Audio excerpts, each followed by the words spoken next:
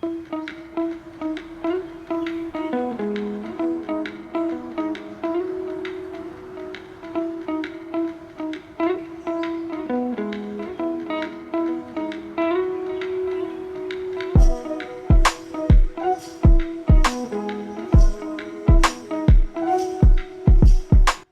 Friends, welcome back to మౌనంగా మీ మౌని. అందరూ ఎలా ఉన్నారండి? మేమైతే చాలా బాగున్నాం. మీరందరూ చాలా ఆనందంగా ఉన్నారని కోరుకుంటున్నాను. ముందుగా అందరికీ గుడ్ మార్నింగ్ అండి.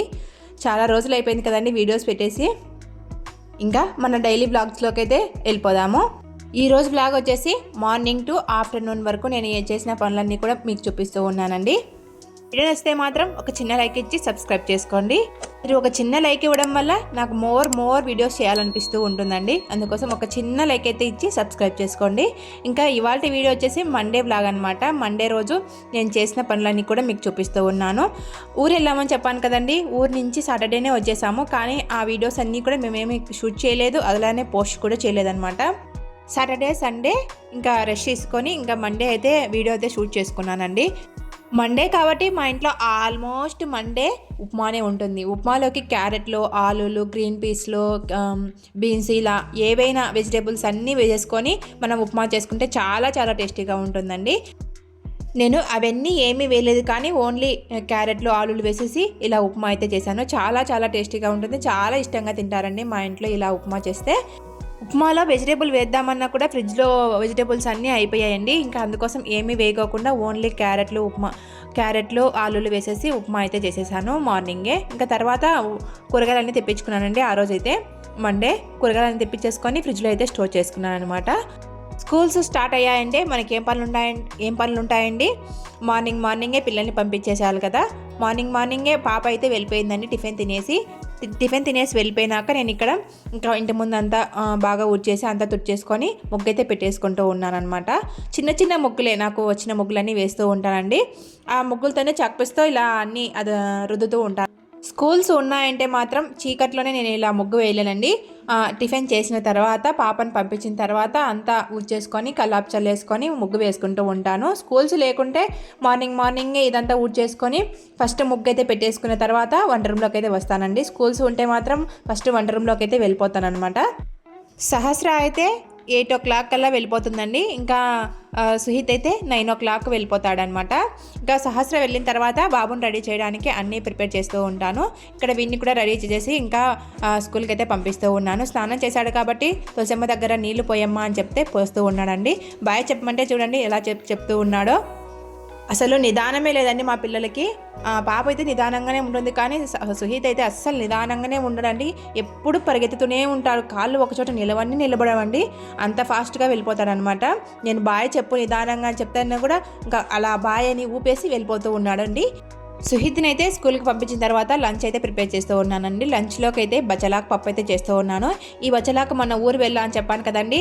ఆ ఊరి నుంచి వచ్చేటప్పుడు మా పెద్దమ్మ వాళ్ళకు చెట్టు ఉందన్నమాట. చాలా బాగా పెద్దగా ఉందండి, బాగా తీగలు వేసిందనమాట. ఆ బచ్చలాకు కొద్దిగా పెరిగిచ్చిందనమాట నాకు. ఆ బచ్చలాకు వేసేసి పప్పు అయితే పెడుతూ ఉన్నాను. ఈ బచ్చలాకు పప్పు చాలా చాలా టేస్టీగా ఉంటుంది. అలాగనే కళ్ళకు కూడా బచ్చలాకు చాలా మంచిదండి.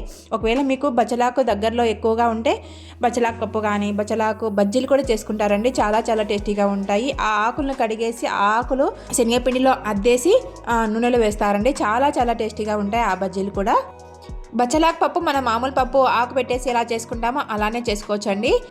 ఫస్ట్ కుక్కర్ తీసుకొని కుక్కర్లో మనకు కావాల్సిన కందిపప్పుని తీసుకొని బాగా వాష్ చేసి అందులో మనకు కావాల్సినంత బచ్చలాకు వేసేసి బాగా వాష్ చేసిన బచ్చలాకు వేసేసి మనకు కారానికి తగినట్టుగా పచ్చిమిర్చి అలాగనే పులుపుకు తగినట్టుగా టమాటాలు వేసేసి మనం ముక్కలా కట్ చేసుకొని వేసుకోవాలండి. ఇలా ముక్కలా కట్ చేసుకొని వేసుకున్న తర్వాత ఒక ఆనియన్ అంతా ఒక సన్న ముక్కలా కట్ చేసుకొని వేసుకున్న తర్వాత 1/2 tablespoon పసుపు, మనకు ఇంకా పప్పుకు తగినట్టుగా వాటర్ వేసేసుకొని మనం ఉడకబెట్టేసుకోవాలండి. మనకు ఎన్ని విజిల్స్ పడతాయో అన్ని విజిల్స్ వేసేసుకుంటే సరిపోతుందన్నమాట. మనకు నార్మల్ పప్పు ఎలా చేసుకుంటామో అలానే చేసుకోవచ్చు. చాలా చాలా టేస్టీగా ఉంటుంది, ఆరోగ్యానికి కూడా చాలా మంచిదండి. మనం ఇంకా విజిల్స్ అన్ని పెట్టేసిన తర్వాత ఆవిరంతా పోయిన తర్వాత కొంచెం ఒక పిచ్చ చింతపండు వేసేసి ఉడకబెట్టేసుకొని మనము ఇంకా పప్పు గుత్తితో వెనుక్కోవాలండి. నేను ఇక్కడ పప్పునైతే పెట్టేస్తూ ఉన్నానండి. పప్పును పెట్టేసిన తర్వాత తాలింపులోకి అయితే సిరాకు తెచ్చాడండి మా మామయ్య. ఇంకా ఆ సిరాకుని అంతా వచ్చేసిన తర్వాత వాటర్ వేసేసి వాటిలో కల్లుప్పు అయితే వేస్తూ ఉన్నాను. కల్లుప్పు వేయడం వల్ల వాటిలో ఉండే పురుగులు గుడ్లు ఉంటాయి కదా, ఆ గుడ్లు అన్నీ కూడా చనిపోతాయని చెప్పేసి కల్లుప్పునైతే యాడ్ చేసి నానబెట్టేశానండి. ఇంకా ఇక్కడ కందిబ్యాలు చూపించాను కదండి ఫస్ట్ నేను గిన్నెలోవి. ఆ కందిబ్యాలు వచ్చేసి మా మామయ్య తక్కువ ధరకు వస్తున్నాయని చెప్పేసి తీసుకొచ్చాడండి. అస్సలు ఏమీ బాగలేవండి. ఇంకా వాటిని పక్కన పెట్టేశాను అనమాట. అసలు పప్పు చేస్తుంటే ముగ్గిపోయిన వాసన వస్తూ ఉందండి. ఇంకా ఆ బ్యాల్ అయితే అసలు తినలేకుండా ఉన్నాము. అందుకని పక్కన పెట్టేసి మంచి బ్యాలను అయితే ప్యాకెట్ అయితే తెప్పించానండి మా వారితో. ఆ ప్యాకెట్ బ్యాళ్ళకు ఈ కందిపప్పుకి అయితే చాలా చాలా తేడా ఉందన్నమాట. తక్కువ ధరకు వచ్చింటాయి కదండి, ఆ కందిబ్యాలు అయితే అసలు ముక్క విరిగిపోయిందండి. అంత కందిబ్యాలు అన్నీ విరిగిపోయాయి అనమాట. ఆ కందిబ్యాలు అయితే అస్సలు ఏమీ కానీ బాగలేవు. ఈ కందిబ్యాలు అయితే పప్పు చేసింటే ఎంత టేస్టీగా ఉందంటే అంత టేస్టీగా ఉందన్నమాట. కందిబ్యాలని అవి పక్కన పెట్టేశానండి. మా అత్తయ్య పక్కన పెట్టేయలేమ్మా, అవి మళ్ళీ వేరే వాళ్ళకో ఎవరికో ఒకరికి ఇద్దాంలే అని చెప్పేసి వేరే వాళ్ళకి వేయకపోయినా పక్కన పెట్టేశానండి. అలానే ఉంచేసాను అనమాట. అసలు తినబుద్ధి కావడం లేదు పప్పు అంతా. ఇంకా ఇలా నేను పక్కన తెప్పించి పప్పు చేశాను కదా, చాలా చాలా టేస్టీగా ఉంది. పప్పు బ్యాల్ అయితే ప్యాకెట్ బ్యాల్ కాబట్టి మెత్తగా ఉడికిపోయాయండి 4 విజిల్స్కే.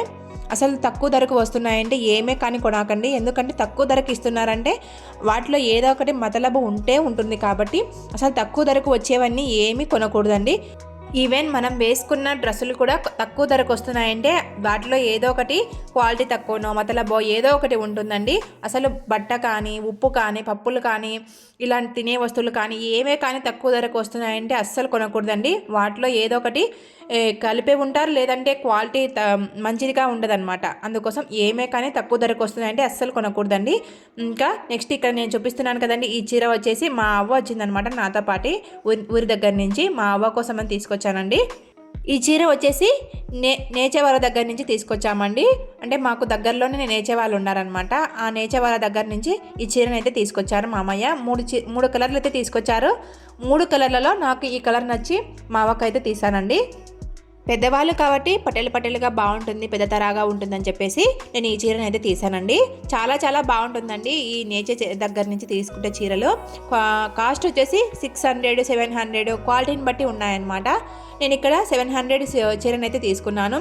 ఒకవేళ మనం గద్వాల్ చీర కానీ ఏదో ఒక చీర బయట కొనాలన్నా కూడా ఆ కాస్టే అవుతుందని చెప్పేసి నేచర్ వాళ్ళ దగ్గర బాగుంటుంది కదా, వాళ్ళే నేస్తారు కదా, వాళ్ళకు కూడా కొద్దిగా ఆధారంగా ఉంటుందని చెప్పేసి నేను ఇక్కడ నేచర్ వాళ్ళ దగ్గర అయితే తీసుకొచ్చానండి ఈ చీరనైతే.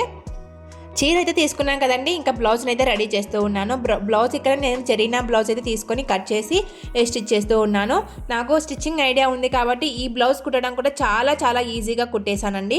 వితిన్ హాఫ్ అన్ అవర్లో ఈ బ్లౌజ్ కుట్టడం అయిపోయిందనమాట. కట్ చేయడం కూడా ఒక హాఫ్ అన్ అవర్ 3/4 గంట అయితే పట్టిందండి నాకైతే టైము. ఎందుకంటే కొంచెం అన్నీ చూసుకొని కట్ చేయాలి కాబట్టి ఒక 3/4 గంట టైం అయితే పట్టిందండి. ఊరి నుంచి రాగానే జలుబు అయితే చేసిందండి. అస్సలు గొంతు అసలు నోట్లో అంతా నంజు అయితే వెళ్ళబొంగిందనమాట నాకు. ఆ నంజు అంతా వెళ్ళబొంగడం వల్ల చెప్పేటప్పుడు కూడా వాయిస్ చాలా చాలా ఇబ్బంది పడిపోతూ ఉన్నానండి. అందుకోసమే కొంచెం నా వాయిస్ అయితే కొంచెం డిఫరెంట్గా ఉంది అనిపిస్తుంది. అలాగనే చెప్పడానికి కూడా అసలు ఏదో కొత్తగా చెప్తున్నట్టుగా ఉందండి. అయినా కూడా నేను వాయిస్ ఓవర్ ఇస్తూ ఉన్నాను. వీడియో నచ్చితే మాత్రం ఒక చిన్న లైక్ ఇచ్చి సబ్స్క్రైబ్ చేసుకోండి.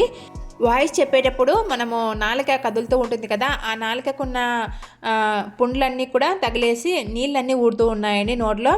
అందుకోసం కొంచెం ఆపుకొని అయితే ఇలా వాయిస్ ఓవర్ ఇస్తూ ఉన్నాను. ఏమనుకోకండి, కొంచెం అడ్జస్ట్ చేసుకోండి. ఒక 4-5 రోజుల్లో ఇలా ఉంటుంది, మళ్ళీ నిదానంగా తగ్గిపోతూ ఉంటుంది. మనం ఇలాంటి నోట్లో పుండ్లు కానీ జలుబు కానీ ఎన్ని ట్యాబ్లెట్లు వేసుకున్నా అసలు తగ్గవండి. వాటికంతటా అవే వెళ్ళిపోవాలి, వాటంతటా అవే రావాలన్నమాట. మనం ఎన్ని ట్యాబ్లెట్లు వేసుకున్నా వేస్ట్ అనిపిస్తుందండి. అసలు కొంచెమే రిలీఫ్గా ఉన్నట్టు ఉంటుంది, అసలు తగ్గిపోవు అనమాట. అందుకోసం రోజు వాటర్ అయితే బాగా 2 లీటర్ల వాటర్ అయితే తీసుకుంటూ ఉన్నాను. అలాగనే జలుబు తగ్గడానికైతే పసుపు పాలు, మిరియాల పాలు, అలాగనే చెక్క లవంగాలు ఉంటాయి కదా, ఆ లవంగాలను అయితే తింటూ ఉన్నాను అనమాట. మనం ఇవన్నీ పాటిస్తేనే అండి తొందరగా తగ్గిపోతుంది. ట్యాబ్లెట్లు వేసుకుంటే అస్సలు తగ్గదనమాట. నేను ఇక్కడ మీతో మాట్లాడుతూ ఉండగానే ఎనికి పార్ట్ అయితే కట్ చేశానండి. బాడీ పార్ట్ అలాగనే మనకు హ్యాండ్స్ అయితే కట్ చేశాం కదా, ఇంకా ముందరి పార్ట్ అయితే కట్ చేస్తూ ఉన్నాను. అది బ్లౌజు పెట్టుకొని మాత్రమే మనం ఇలా కట్ చేసుకోవచ్చు అండి. అంత ఈజీగా కుట్టుకోవచ్చు అనమాట. పెద్దవాళ్ళది కదా, ముందర బుగ్గ ఇలాంటివన్నీ ఏమీ ఉండవు కాబట్టి ఓన్లీ సాఫీగా కుట్టచ్చు కాబట్టి చాలా చాలా ఈజీగా కట్ చేయొచ్చు, చాలా ఈజీగా స్టిచ్ చేసుకోవచ్చండి. మా అవ్వ చాలా చాలా ఏజ్ పర్సన్ అండి, అంటే 80 ఏళ్ళు 85 ఏళ్ళు ఉంటాయన్నమాట. ఈమె ముందర ఉక్సులు కాకుండా గుండీలు పెట్టేసుకుంటుంది. ఆ గుండీల జాకెట్ని అయితే నేను ఇక్కడ కట్ చేసి స్టిచ్ చేస్తూ ఉన్నాను. స్టిచ్చింగ్ వీడియో అయితే ఏమీ పోస్ట్ చేయలేదండి, ఓన్లీ కట్ చేసే వీడియో అయితేనే పోస్ట్ చేశాను ఈ వీడియోలో అయితే. ఎందుకంటే మన వీడియోస్ అంతంత మాత్రమే వ్యూస్ వస్తాయి. ఇంకా మనం కట్ చేసి స్టిచ్ చేసే వీడియో చాలా లెందీగా అయిపోతుంది కాబట్టి స్టిచ్చింగ్ వీడియో అయితే ఏం పోస్ట్ చేయలేదండి, ఓన్లీ కట్ చేసే వీడియో మాత్రమే చేస్తూ ఉన్నాను. ఓన్లీ సింగిల్ హ్యాండ్తో అయితే కట్ చేస్తూ ఉన్నానండి. ఎక్కడా కూడా నేను ఇక్కడ టేప్ కొలతలు కానీ అలాంటివి ఏమీ తీసుకోలేదన్నమాట. ఓన్లీ మన స్టిచ్చింగ్ ఐడియా ఉంటే ఓన్లీ ఇలా జాకెట్ పెట్టేసి మనం ఆది బ్లౌజ్తోని ఇలా ఏజ్ పర్సన్ వాళ్ళకైనా జాకెట్ అయితే కట్ చేసి చేసుకోవచ్చండి, అంత బాగా చేసుకోవచ్చు అనమాట.